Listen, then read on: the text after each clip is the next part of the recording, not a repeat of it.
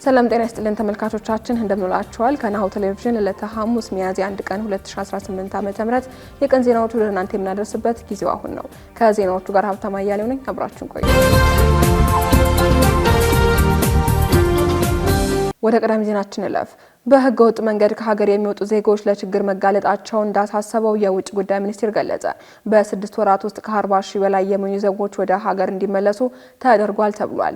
የውጭ ጉዳይ ሚኒስትር ዶክተር ጌዲዮን ጢሞቴዎስ በህጋዊ መንገድ ለስራ ከሀገር የሚወጡ ዜጎችን በተመለከተ ከአብዛኛው የመካከለኛው ምስራቅ ሀገራት ጋር ስምምነት መኖሩን ገልጸዋል። ሚኒስትሩ ዜጎች ህጋዊ አሰራርን ተከትለው መጓዝ እንደሚችሉ ጠቁመው ከዚህ ቀደም ተጉዘው ችግር ያጋጠማቸው ዜጎችን የመመለስ ስራው ተጠናክሮ መቀጠሉን ተናግረዋል። በዚህም በበጀት ዓመቱ 6 ወራት ውስጥ ከ40 ሺህ በላይ ዜጎች ወደ ሀገር መመለሳቸውን አስታውቀዋል። በህገ ወጥ መንገድ ከሀገር የሚወጡ ዜጎች ህጋዊ ከለላ እንደማያገኙና ለከፍተኛ ጥቃትና ብዝበዛ ተጋላጭ እንደሚሆኑ ገልጸው ስለሆነም ዜጎች ህጋዊ መንገዶችን ብቻ መጠቀም እንዳለባቸው ጥብቅ ማሳሰቢያ ሰጥተዋል። መረጃዎች እንደሚያሳዩት ከአፍሪካ ቀንድ ከሚሰደዱ ፍልሰተኞች መካከል አብዛኞቹ ኢትዮጵያውያን ሲሆኑ ከነዚህም ውስጥ 50 በመቶ የሚሆኑት እድሜያቸው ከ20 ዓመት በታች ነው። በየዓመቱም እስከ 250 ሺህ የሚደርሱ ኢትዮጵያውያን ፍልሰተኞች መደበኛና መደበኛ ባልሆኑ አደገኛ መንገዶች በአመዛኙ ወደ መካከለኛው ምስራቅ ሀገራት እንደሚጓዙ የኢትዮጵያ ሰራተኞች ማህበራት ኮንፌዴሬሽን መረጃ ያመለክታል።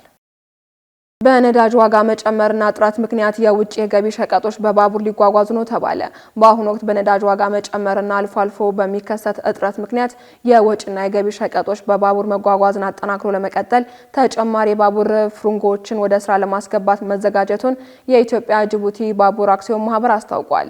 በኢትዮ ጅቡቲ ባቡር አክሲዮን ማህበር ዋና ስራ አስፈጻሚ ኢንጂነር ታከለ ኡማ ለየጉምሩክ ኮሚሽን በጻፉት ደብዳቤ አሁን ላይ ባለ የነዳጅ እጥረት ዋጋ መጨመር ምክንያት ተጨማሪ የጭነት ባቡር ወደ ስራ ማስገባት አስፈላጊ ሆኗል። እነዚህ ጎንዶላ ዋገኖች CW3 እና CW4 ከላይ ክፍት ኦፕን ቶፕ የሆኑና በጭነት አይነትና ባህሪ መሰረት በቀላሉ ማህተም ለመደገም የማይመቹ ስለሆኑ አረንጓዴ ማህተም ወይንም ግሪን ስሊል ተደርገው የሚታወቁና በተለየ ሁኔታ የሚታዘዙ የመንግስት ሸቀጦች በእነዚህ ዋገኖች እንዲጓጓዙ ፍቃድ እንዲሰጥም ኮሚሽኑ ጠይቋል።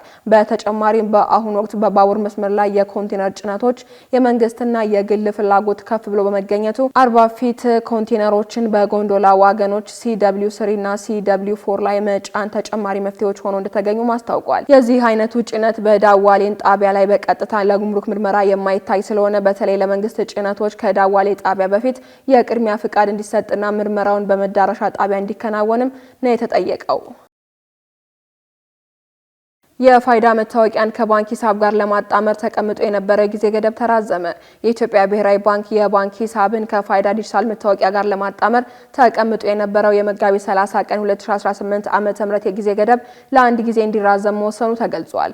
እስካሁን የተመዘገበው ሰው ቁጥርም አመርቂ ባለመሆኑና በአንዳንድ ባንኮች ላይ የታየው የሲስተም ችግሮች ለመፍታት ሲባል ለአንድ ጊዜ እንዲራዘም ተወስኗል ተብሏል። የተራዘመበት ትክክለኛ ቀን እስካሁን ያልተወሰነ ሲሆን በቀጣዩ ይፋ እንደሚደረግም ብሔራዊ ባንክ ታውቋል። እንዲራዘም የተወሰነው ብሔራዊ ባንክና የብሔራዊ መታወቂያ ፕሮግራም ተወያይቶበት ነው ተብሏል። ህብረተሰቡ በሊንክ ወይንም ደግሞ በአካል በመቅረብ ምዝገባውን እንዲያከናውንና ባንኮች የቴክኒክ ችግሮቻቸውን እንዲያስተካክሉ መመሪያ ተሰጥቷቸዋል።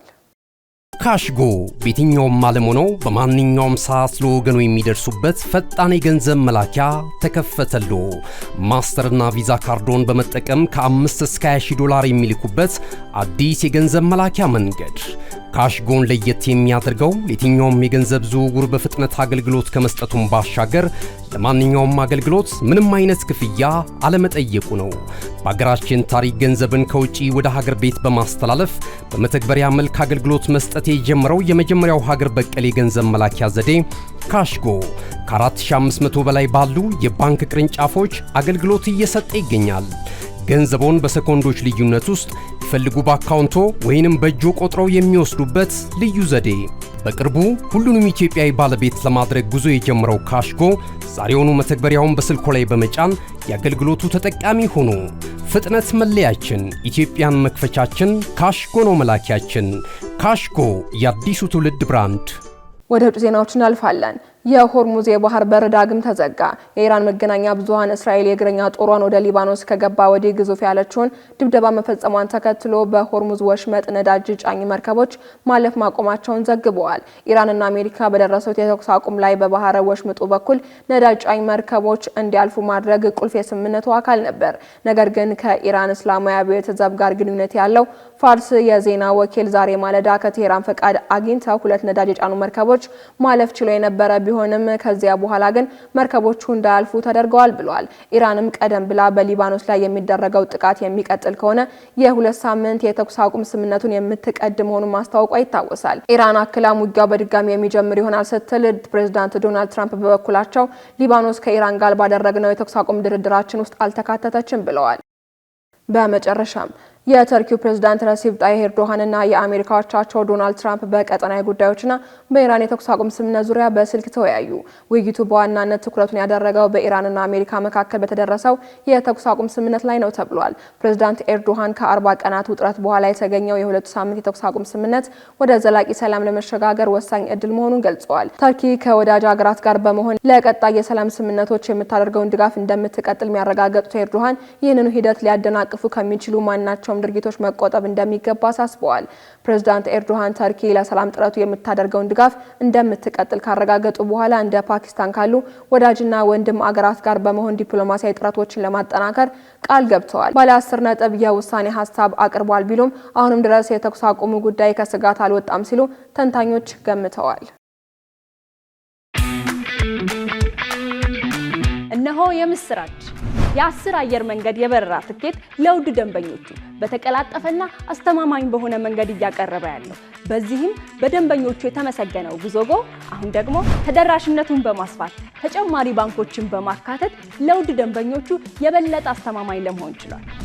የጉዞጎን አፕሊኬሽን ከአፕ ስቶር ወይም ከፕላይ ስቶር በማውረድ የመነሻና የመድረሻ ከተማዎትን መርጠው ዋጋ አወዳድረው የሀገር ውስጥም ሆነ ዓለም አቀፍ በረራ ማድረግ ካሰቡ የበረራ ትኬቶን ክፍያ በአቅራቢያው በሚገኙ ባንኮች አንድም በአካል በመሄድ ወይም በኦንላይን የክፍያ አማራጮች ክፍያዎትን በመፈጸም የበረራ ትኬቶን በእጅ ያስገቡ። ከዚህም በተጨማሪ እንደ ሁሉ ጊዜው ወደ ጉዞጎ የጥሪ ማዕከላችን 7473 በመደወል ከሙሉ የበረራ መረጃ ጋር የ24 ሰዓት የትኬት አገልግሎት ማግኘት እንደሚችሉ ስናበስሮ በታላቅ ደስታ ነው። ለበረራዎ ጉዞጎ።